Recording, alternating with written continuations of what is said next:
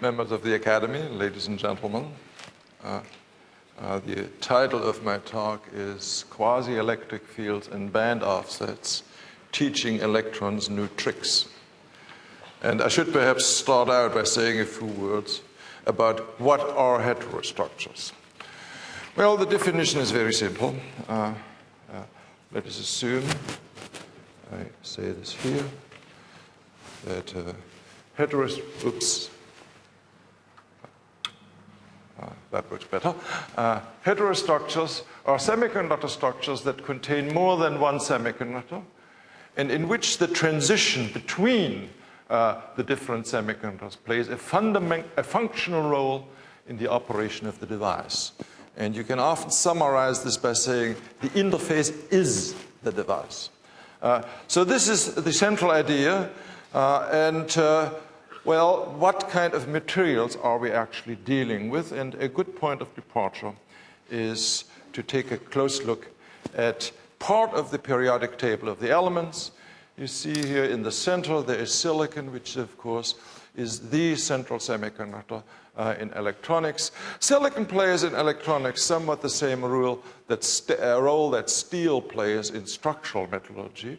But just like in structural metallurgy, we do not work with steel alone, but we also work with other materials, higher performance materials for different applications. So in electronics, we are also dealing with semiconductors other than silicon, and silicon, of course, as Dr. Kilby has explained to us, was the successor to germanium.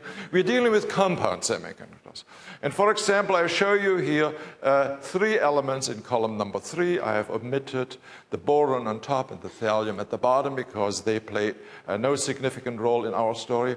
And I'm showing you here 4 elements in column number 5. And you can now combine any of the elements in column number 3 with any of the elements in column number 5. And these form then what is called 3-5 compounds. And so there is a set of 12 different 3-5 compounds, every single one of which is actually being used in today's electronics. Not only that, let us, for example, consider gallium arsenide, gallium and arsenic, and let us consider aluminum arsenide, which is another one of those compounds. We are not restricted to using gallium arsenide by itself and aluminum arsenide by itself. We can form alloys. For example, we can form an alloy where 30% of the column 3 element is gallium or aluminum, and the balance is the other material. So this is not just a set of 12 different semiconductors. This is actually a continuum of different materials.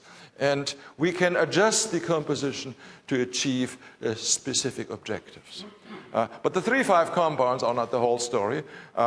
There's also in column 2 and in column 6 a combination. So the 2,6 materials, for example, zinc sulfide is an important semiconductor. Mercury telluride is an important semiconductor. And again, the same alloy story holds. So here again, we have a wide range of materials. What I will be talking about largely will be dealing with 3-5 semiconductors.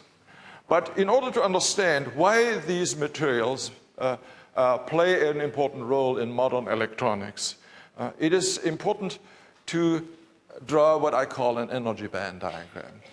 When I'm teaching my classes at the university in device physics, one of the first messages that I always try to get across to the students, and that I keep repeating and repeating and repeating, is what I call, sometimes facetiously, you cannot read this very well at the bottom, but it says Kroemer's lemma of proven ignorance.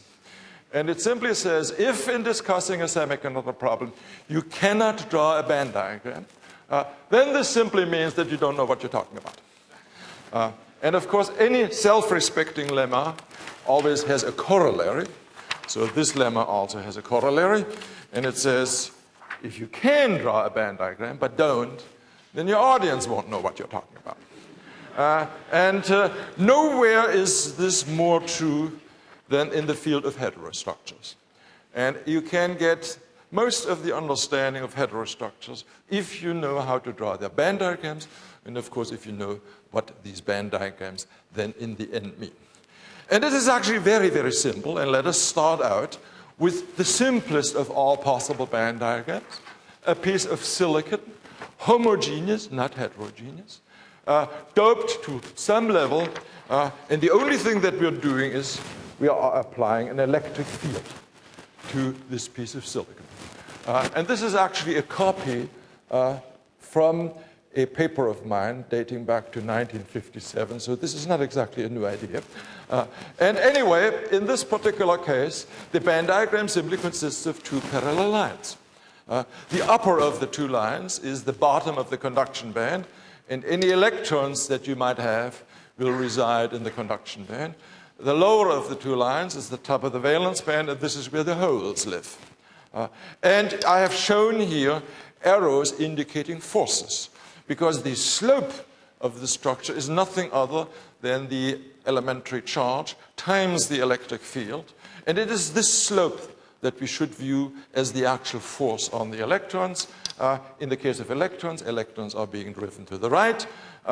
They are behaving just like water on a sloping surface. Holes are being driven to the left. They behave somewhat like bubbles in water, which, of course, we all know rise. But this is basically the simplest energy band diagram we can think of. But now let us change the rules of the game. Now let us assume that we're using a heterogeneous semiconductor structure, or a heterostructure, in which the energy gap, the separation between those two lines, is in itself a function of position. And now you get a rather wide diversity of new combinations. And for example, one of the possibilities that you can think about is a situation where the conduction band is flat, but the valence band slopes. And so that would be, if we accept the idea that it's the slopes of the band edges rather than the electric field itself that acts as forces on the carriers, that would then be a situation where there acts no force on the electron, but there acts a force from the left to the right on the holes. So this is clearly a new and different situation. Now, it is, of course, clear that even in this case, there will be electric fields present. They simply do not show up in this diagram. And from simply showing the diagram, we do not know whether the electric field goes this way, or happens to be zero. Just because the conduction band edge is flat, that doesn't mean that we have zero electric field. It simply means we have zero force in the electron. There is an electric field somewhere. But the electrons do not care, nor do the holes. They simply respond to the slopes of the band edges. And that can be carried a step further by drawing a situation where the slope is actually opposite for the conduction band and the valence band. And this means now electrons are being driven to the right, holes are being driven to the right. So in other words, even though the two classes of charge carriers have opposite charge, the force on the two classes goes in the same direction. And I think if you will immediately realize that this is a situation that is fundamentally impossible to achieve with pure electric fields alone. And so this is basically the underlying idea between heterostructure. I call these field-like forces, I refer to them as quasi-electric fields. And so this is why this concept of quasi-electric fields showed up in the title. And in this 1957 paper from which this particular picture was taken, I also expressed quite explicitly what to me then and to me today was the central design principle for heterostructure devices. It says here it should, for example, be possible to have a force acting upon only one kind of the carriers, or to have a force which acts in the same direction for both. This is what I illustrated in this picture. This is why it's called quasi-electric forces. And now comes the key point. They present a new degree of freedom for the device designer, which enables him to obtain effects with the quasi-electric forces that are basically impossible to obtain using only real electric fields. So in a sense, this is the birth certificate of heterostructure design. So let us now carry this further. So far, this is some abstract thought. Let us actually go to some examples. You probably, or at least some of you probably want us, well, how did you become interested in this particular esoteric topic? And well, this came about in a very natural way. I was in 1954 the theorist in a small group a small research group working for the German Postal Service Laboratory.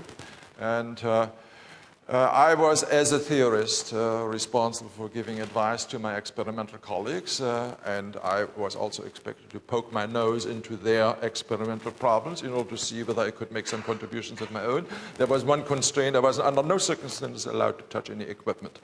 So the research topic that I picked for myself was a very important one. These early transistors, these were junction transistors of the same kind as Professor Kilby described to us. These early transistors were awfully slow. And I tried to understand what determines the speed of the transistor and what, if anything, we could do to speed those devices up. And so this was basically a theoretical problem. And being a theorist and not realizing that all of these things that I was about to propose were basically impossible to build, I was not terribly inhibited in my thinking. Well, one of the ideas that I immediately pursued was, well, if we could somehow incorporate an electric field, and I'm now talking about a true electric field, into the base region of the transistor that would drive the injected carriers from the emitter on this side to the collector on this side, then this would clearly speed up the transistor. Those of you who look at this energy band diagram will immediately realize that this is not an NPN transistor of the kind Dr. Kilby has shown us, but this is a PNP, because in those days the early germanium transistors were in fact PNP transistors. So this is a concept that I later refer to as drift transistor. And it occurred to me almost immediately, and in fact that was before 1957, that goes back to 1954, it occurred to me almost immediately that one alternative way to introduce a force that would drive the holes injected here to the collector side, one alternative way would be to use a graded energy gap itself. And so this one was the first heterostructure bipolar transistor that I was thinking about. Well, when I was telling my colleagues at that laboratory about this idea, in particular when I was telling it to those who would have to be the victims to build that stuff, they only shook their head and said, there's no way, there's no technology how we could do this one. However, one of my colleagues, Mr. Alfred Hähnlein, said, well, the most I could possibly do would be to make the emitter of one material in the base region of another material, and then there would be a junction, and we did not yet have that word heterojunctions in those days. There would be a junction between the emitter and the base, and if you express this idea in terms of an energy band diagram, remember my lemma that you must draw energy band diagrams, then this energy band diagram would look somewhat like this. This was the original case with the graded base, so we now have lopped off this triangle, and the only difference is we have a wider energy gap here than there. Now, it is very obvious from this description that the driving force of electrons from the left side, or of holes, from the left side to the right side, the driving force provided by the graded gap, that this driving force was gone. But on the way home, that day, I asked myself, well, what actually would happen if you did build this one? And I realized that it would have some advantages of its own.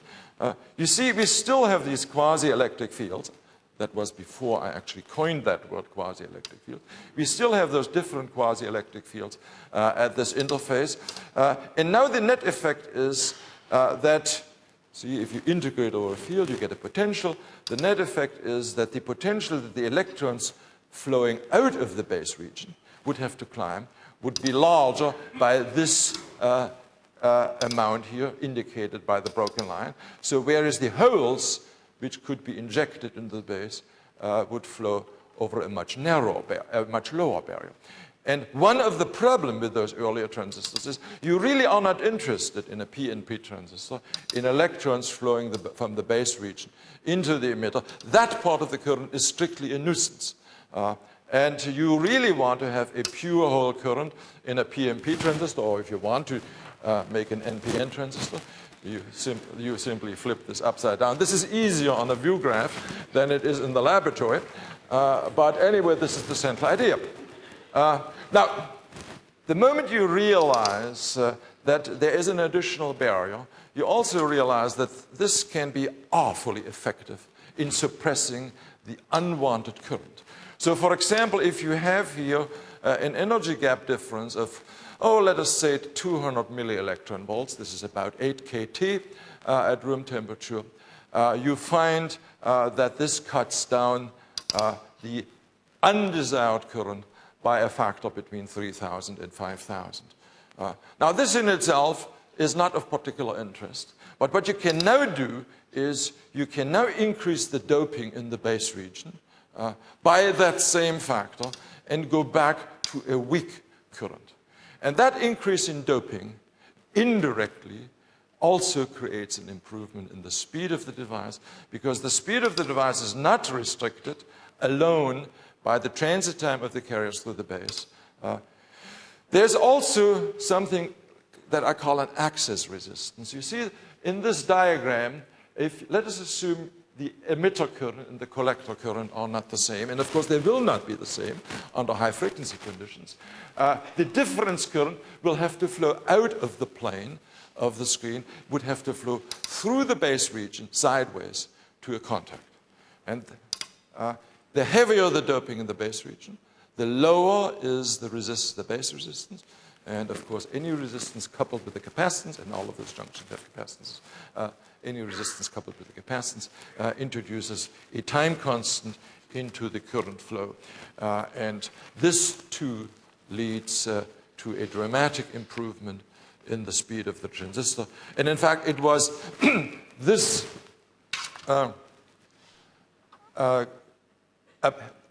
abrupt junction or quasi-abrupt junction heterostructure bipolar transistor that was the one that was first realized experimentally, because it was technologically much simpler than actually introducing a graded gap.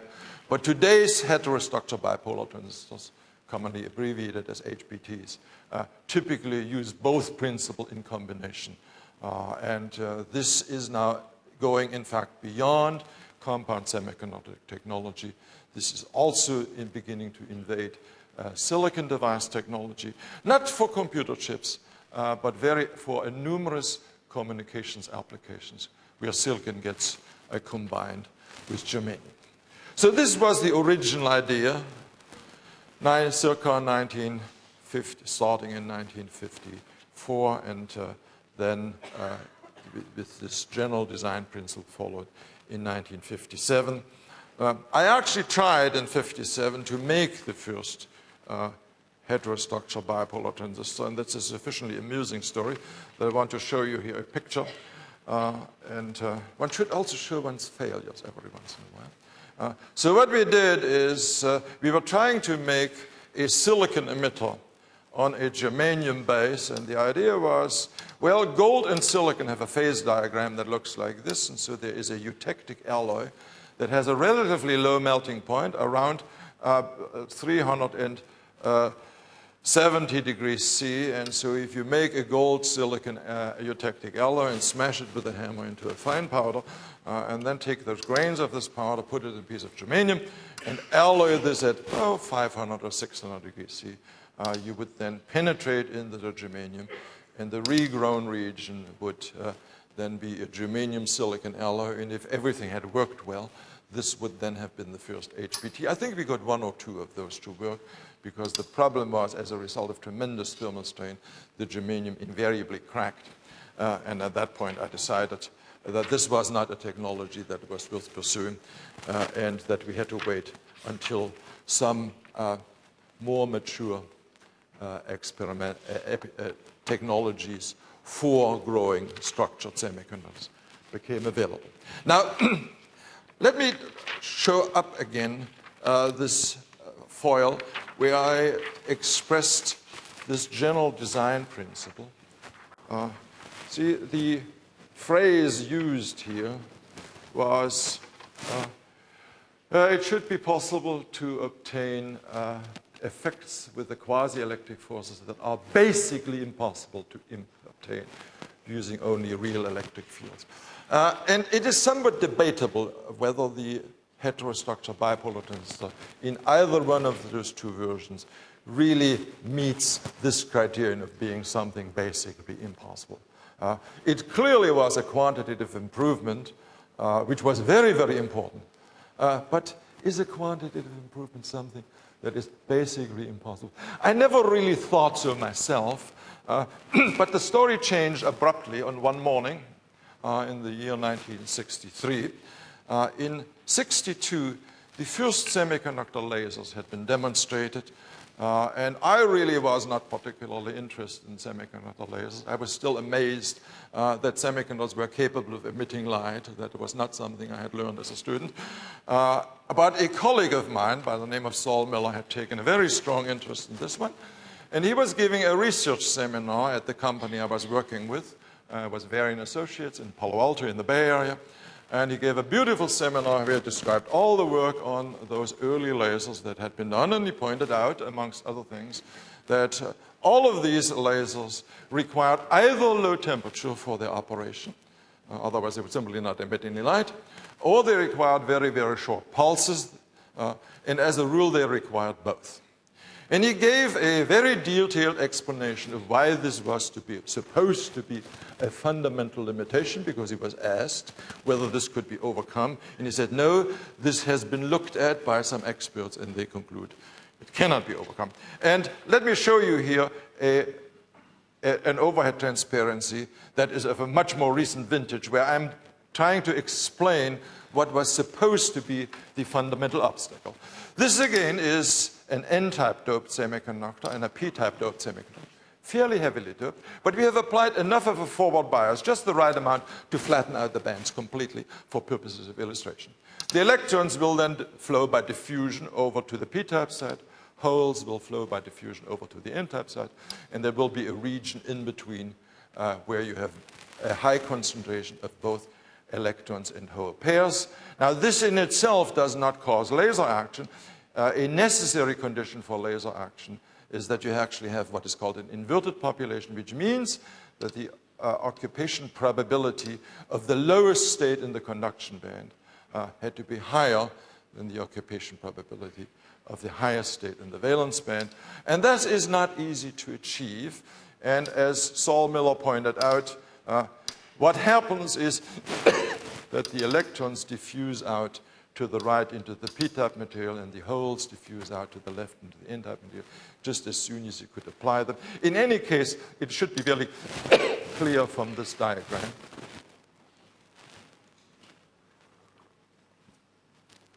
that the electron concentration in the overlap region would always be less than the electron concentration in the doped region. The same is true for the hole concentration. And only if you went to low temperatures did the situation become a little bit more favorable, and you would not have then to apply. You would be able to obtain a population inversion or under short pulse. So this was supposedly the fundamental limitation, and Saul Miller had just barely finished his description when I said, well, that's a pile of nonsense. Actually, I used some stronger language. But all you have to do is to put a wider energy gap into the outer regions. And so this is a recent overhead transparency. So the proposal was putting a wider energy gap in here would now cause that quasi-electric field that would repel the electrons on this side without being visible for the holes. Similarly, a quasi-electric field in the valence band would repel the holes without doing anything to the electrons. And now, under this scenario, you still will not get a larger electron concentration in that active region between here and there. You will not get a larger electron concentration than what you have in the N-type region, or a larger hole concentration than what you have in the P-type region. But all you have to do is apply a little bit more bias, and then you get what is basically an electron bucket up here, where the electrons could now flow in here. And it is very clear now, because of this potential difference, that you can get a much higher electron concentration here. It is clear that you can get a much higher hole concentration here. And it is now, at least in principle, becomes very easy to obtain population inversion. And so this was the idea, at least this is how I got to the idea. I'm sure Professor Alferov will describe to us how he came at essentially the same time to essentially the same ideas. So this was, for me, how the idea for the double heterostructure laser arose, basically within a minute after having been told that there was a problem. Now, what you do in a case like this is you write this up, you submit it to some suitable scientific journal, which in our case was the Journal of Applied Physics. And what happens to you is fairly characteristic. Of course, the paper gets rejected. Anyway, this is actually a copy of the original drawing that was in that published paper. It's a little bit more cluttered than the one that the previous transparency that I showed you, but it contains all the ingredients. Well, our director of research was very much interested in publishing in IEEE journals, and so he urged me not to fight the Journal of Applied Physics, but to simply send it to the proceedings of the IEEE. He guaranteed me that they would publish it, and they did, but this is, of course, where nobody read it. So it basically remained forgotten for a number of years. One more thing we did do is we filed a patent. You see, at that time, we did understand some of the principles that had to be obeyed. And one of the foremost principles that was clear to me almost immediately was the need for very close lattice match. What I mean by lattice match is basically the interatomic distance of the various materials that you would combine in the structure had to be the same, or at least the interatomic distance had to be very close to each other, because if you do not have that situation, then you will not have the right bond density on one side or on the other. You will have broken bonds. Broken bonds act as defects, not only in lasers. They're in general undesirable, but they are particularly deadly in lasers because they cause non-radiative recombination. And so that patent actually contained a table of the various semiconductors that one might want to consider. And this is a very interesting table. They are listed in the order of increasing energy gap. And here are our three friends: germanium, gallium arsenide, aluminum arsenide. Those of you who are familiar with the real lattice constants realize that the published value for the lattice constant of aluminum arsenide in 1963 was incorrect, but that's not a big issue. The whole idea was in 1963 that the only good heterostructures, not as lasers, but as rectifying devices, that had been demonstrated had actually been germanium gallium arsenide heterostructures. And so this was, at least for me, a natural candidate. It also turned out to be a total blind alley, because you see here the 2,6 compounds, zinc sulfide, column 4 elements, silicon. Then there are 4 3,5 compounds. Then comes an element. Then a number of 2,6s. There was no recognition of the importance of a second kind of matching that is important, namely the importance of valence matching. I think others did not fall into this trap, but I certainly did. But let me illustrate the importance of this principle of valence matching a little later, because it is an important idea. Basically, what you have is a situation where if you combine materials from different columns of the periodic table, and now count electrons and count bonds, that the number of electrons and the number of bonds do not match up, so you actually end up with a defective interface. Well, so this was the story at the end of, after having finished writing a patent. I then did not participate in the experimental realization. I think the credit for that one, for first demonstrating those devices, belongs to Professor Alferov. And it was a long task. I think it took about 70 years. by 1970, he had actually demonstrated double heterostructure lasers based not on gallium arsenide germanium, but on gallium arsenide aluminum arsenide. But it is interesting to tell you why, in fact, I was unable to participate, because something very interesting happened. When I had worked out the details of the proposal, see, I was in industry at the time, I was told that I would not be given any resources to working out the technology, because this device could not possibly ever have any applications. So I think the mere fact that I'm standing in front of you today indicates that this was not the whole truth. But the reason why I mentioned this one is not so you feel sorry for me. The reason I mentioned this one is that this is a dreadful syndrome that goes through science and technology, has gone through science of technology, and continues to go through science and technology. And what I mean by this syndrome is that new technological developments get judged by applications that people think of, applications that are immediately realizable. Well, when you go through the history of science and technology, you quickly become convinced that there is something which I call Kroemer's lemma. You know I like lemmas, obviously, of no technology, which says the principal application of any sufficiently new and innovative technology always have been and will be applications created by this technology. And of course, the double heterostructure laser is an outstanding example, but it's by no means the only one. It carries through all of science and technology.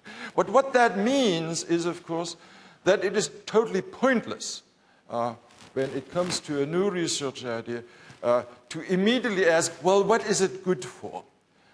Because very often the applications have to be created first. And very often these applications come about because somebody else working in a different field makes a contribution, and it's the synergism of the different ideas that ultimately leads to these applications. And I think the double heterostructure laser is an excellent example of this one. I want to say one more thing about this. I think there's a real message that I want to convey here about this idea. Do not immediately ask for applications. David Merman, who frequently writes some interesting two-page articles for Physics Today, only recently, in August 1999, expressed this very same concept in his own words, and I always enjoy quoting him, where he says, very sarcastically, "I'm awaiting the day when people remember the fact that discovery does not work by deciding what you want and then discovering it." That, I think, is a very profound statement. It's basically the same message as the one that I have given you. And I believe that this is something to which we have to pay a great deal of attention, and we have to probably have to fight for the right to pursue research, not because we are not interested in applications, but we are forced to we want to retain the right to leave it open what those applications might ultimately be, because the history of science and technology has shown that there invariably are applications that grow of this one. Sometimes they grow quickly, sometimes it takes a long time. Well, let me now return to my theme. I actually did return to heterostructure work about 10 years later. And the decisive event was the emergence of new technology, particularly molecular beam epitaxy, which certainly made it possible to build structures that we could previously only draw. Not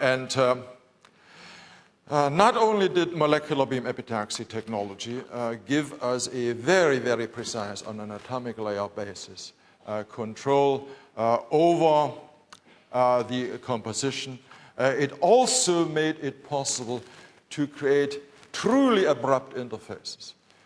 If you remember the energy band diagrams that I showed you early in my talk, the transition was always drawn rounded.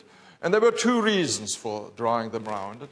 One of the reasons was these diagrams were done at a time when nobody could think of any technology that would permit something other than rounded transitions, at least if you wanted to have interfaces with a high interface quality.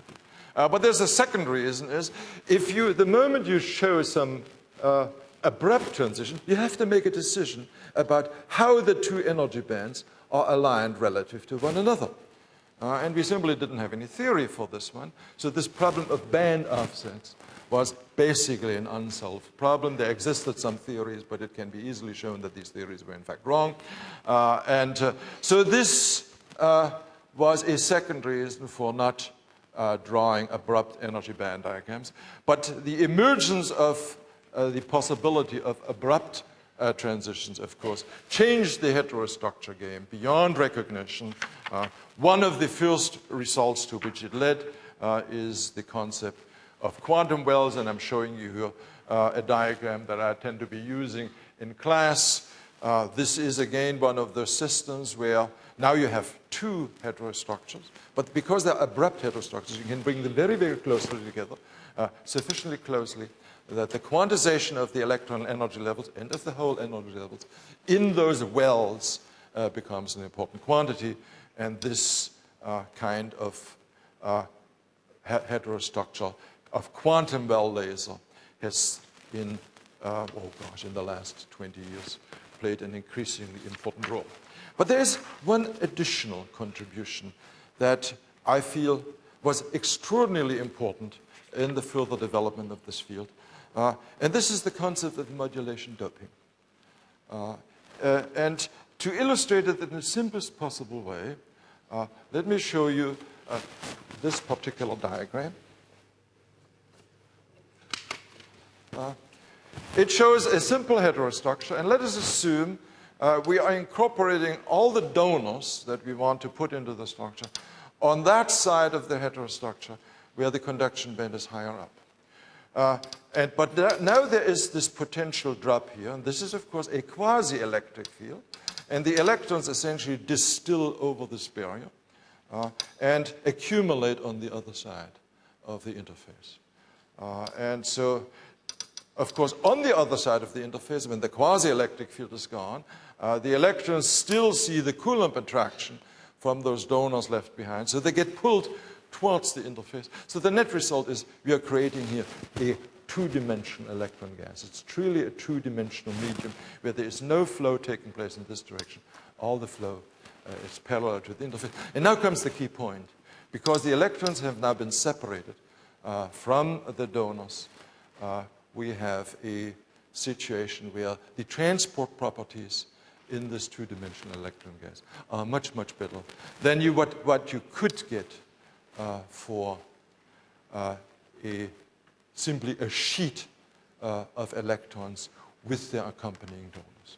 And that has had the most far-reaching repercussions. I would consider the concept of the modulation doping, which was originated by Dingle, Stromer, and Gossard was also involved in the early implementation. I would consider this second only to the concept of heterostructures itself. It immediately led to a number of consequences. One of the consequences was a new class of field effect transistors where the current flow is along the interface. And these transistors, because of the enhanced mobility, are commonly referred to as high electron mobility transistor, or HEMTs. And they play a very, very important role in today's communications electronics.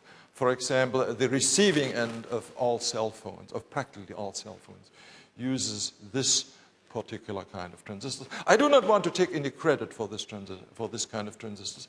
I'm simply using it as an illustration for what has over the years, for one example of what has over the years been developed, grown out of heterostructures. There is another important application, and this is in the field of basic physics. There is a direct line from this diagram to the fractional quantum Hall effect.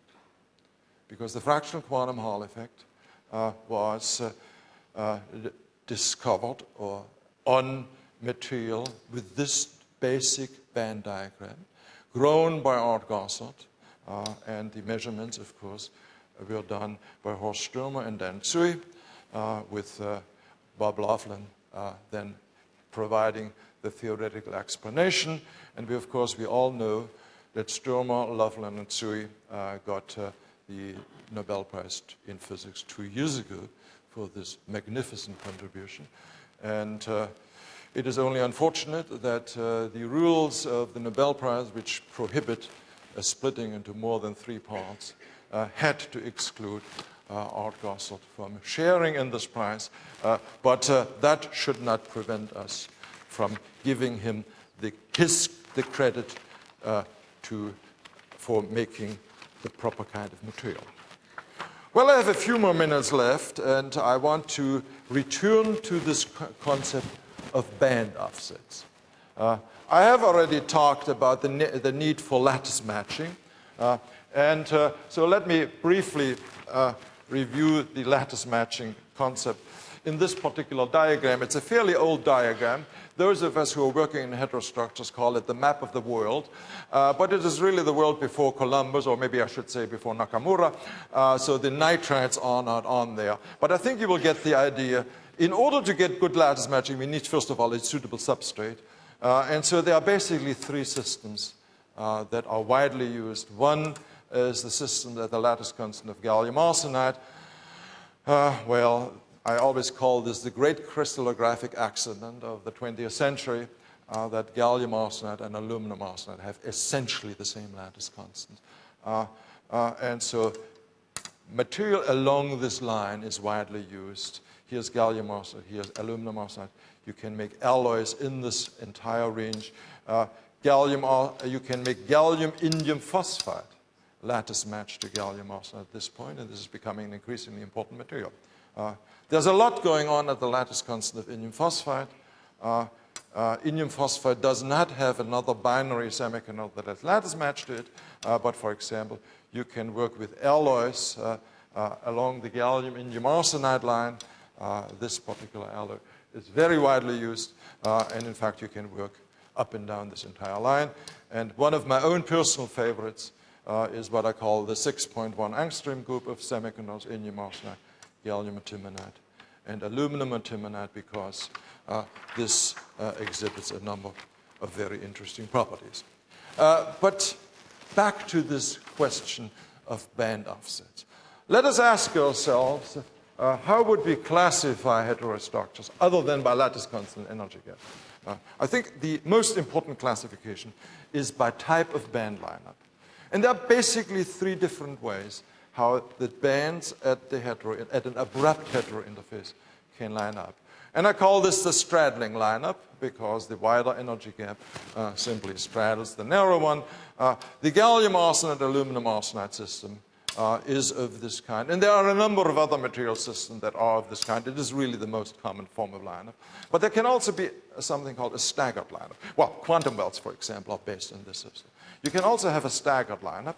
And that's of interest in its own right, because you can now have the following phenomenon. Let us assume you have some electrons at the interface in the conduction band on the left-hand side, and you have some holes at the interface of the valence band on the right-hand side. These electrons will now tunnel into the barrier. The holes will tunnel into the barrier to the left. So there is a region where both electron and hole wave functions overlap. And so you can again get light out of a structure like this with a wavelength that is much longer than the wavelength corresponding to the energy gap of the 2 constituent materials. And this is not the most important application, but it is useful to be aware of these additional possibilities. In some ways, the most intriguing is the broken gap lineup. This also exists. In fact, if you have indium arsenide on the left-hand side and gallium antimonide on the right-hand side, you find that the conduction band of indium arsenide dips below the top of the valence band of gallium antimonide. So electrons can actually move from the indium arsenide, where they have a positive effective mass, over to the gallium antimonide, where they're now sitting in the valence band. Of course, an electron in the valence band has a negative effective mass. And this is an area that is of a considerable interest from a scientific point of view. And in fact, I myself have been particularly interested in this one. You can, for example, have energy band lineups that look like this. I'm showing you each of the two semiconductors twice. For example, here you would have a gallium antimonide, an indium arsenide quantum well with gallium antimonide barriers, but the bottom of this quantum well is open. It is like a bathtub where somebody has pulled the plug. You can have also a quantum well here, indium arsenide with aluminum antimonide barriers. And this quantum well is very, very deep. And that means you can now put donors into the barrier and achieve very, very high electron concentration in that indium arsenide quantum well. You're basically creating a metal in the indium arsenide quantum well, but with semiconductor type mobilities. And then, of course, the gallium antimonide, aluminum antimonide is a standard straddling lineup. One consequence of the ability to make very abrupt junction, I have not mentioned yet. I drew your attention to the fact that we can make quantum wells out of these materials, but we can also use this ability to make very narrow barriers and to build something called resonant tunnel diodes. And this is again illustrated here, and this does refer to the indium arsenide aluminum antimonide system. But to illustrate the basic idea, let us simply assume we are putting here into the conduction band of the semiconductor a barrier that is sufficiently high that the electrons will not get over the barrier thermally, but sufficiently thin that tunneling through this barrier becomes readily possible. And if you have now two barriers like this, you basically end up with a resonator, just like a Farabi-Perot resonator in optics. And we all know from the theory of these resonators, if you have a signal coming in with just the right energy so that the wavelength, that separation between here and there, is half a wavelength, then you will have a transmission resonance. This is transmission resonance as a function of energy. But if you now apply a bias, you can detune this device, and if you look at the current voltage characteristic, you obtain a region where first the current goes up with increasing voltage, and then it decreases with increasing voltage. In other words, it behaves, at least in a differential sense, like a negative resistance. And if you put a negative resistance into a resonant circuit, you can, of course, use this as an oscillator. And this was done already in 1991 by a group at Caltech. And the highest frequency solid-state oscillator, at least to this day, the highest frequency solid-state oscillator, has been achieved by using this principle, and it oscillates at about 712 gigahertz. You can do crazier things than that. Here, for example, is a resonant tunneling structure that has been discussed by people at Bell Labs. Al Chu has grown the devices. You're starting out with P-type gallium antimonide. Then you can tunnel into indium arsenide, and you have an quantum well in indium arsenide. Again, this is now a resonant structure. But you can tunnel then through a second barrier into gallium antimonide again and have a second resonator in the gallium antimonide, and then you come back out at the other end. Now, I'm not going to claim that this is the world's most important device, but I do show this here as an illustration of the richness of phenomena that we can achieve with these heterostructure devices. I want to come back at the end to a point that I made earlier, namely that we need not only lattice matching, we also need valence matching. So let me illustrate what we would encounter if we had an interface between germanium and gallium arsenide, sort of a theoretician's interface where you simply draw a line. On one side you have germanium, all of these shaded circles are germanium, and let us assume the black circles are arsenic, the white circles are gallium, and I call this a theoretician's interface because it is basically a mathematical cut. And you now see very readily why this will not work. Because the arsenic each arsenic brings along 5 electrons, and it expects to be surrounded by 4 gallium atoms, each of which brings 3 electrons. And if you have that kind of an environment, you end up with an electrically neutral structure. But now you suddenly have this arsenic atom see only 2 gallium atoms, and it sees in addition to germanium atoms. And the germanium atoms, of course, have more electrons than the gallium atoms, and you can readily convince yourself that this interface will then not be electrically neutral. A good way of looking at this one is to simply look at the arsenic and saying, well, the arsenic atoms do not really know whether they are part, whether they are a constituent on the gallium arsenide side, or whether they are simply a donor in germanium, and not knowing they do half the time one thing, the other half the time the other thing. This is sort of a popularized version of something that can be done more exactly. And in fact, you can convince yourself that such an interface would act as if there was one donor for every 2 arsenic atoms. And this, of course, is a huge donor concentration. And if you plot the electrostatic field through the structure, and now look at the slope on one side, you find an electric field of 40 million volts per centimeter. This is, of course, a huge electric field, and particularly at the finite growth temperature with which such a structure, at which such a structure would be grown, the semiconductor would simply be unstable, and the atoms would rearrange, and we would end up with a very defective structure. Well, ladies and gentlemen, I think this is a good point to end the story. I have tried to give you basically a survey of ideas of why heterostructures as a design principle are such a fundamental design principle that has entered electronics and has made possible devices that truly were not possible previously and that are now widely used, not in computer chips, but in communication electronics, starting from compact disc players, which simply would not exist without this technology, going into fiber optics communication, which is, of course, the preferred communication along the internet, finding themselves in cell phones. And I really do not know all the applications where it is being used, because in the last few years, probably since the late 80s and certainly the mid-90s, this has been a great new tool in semiconductor device and circuit design. Thank you very much.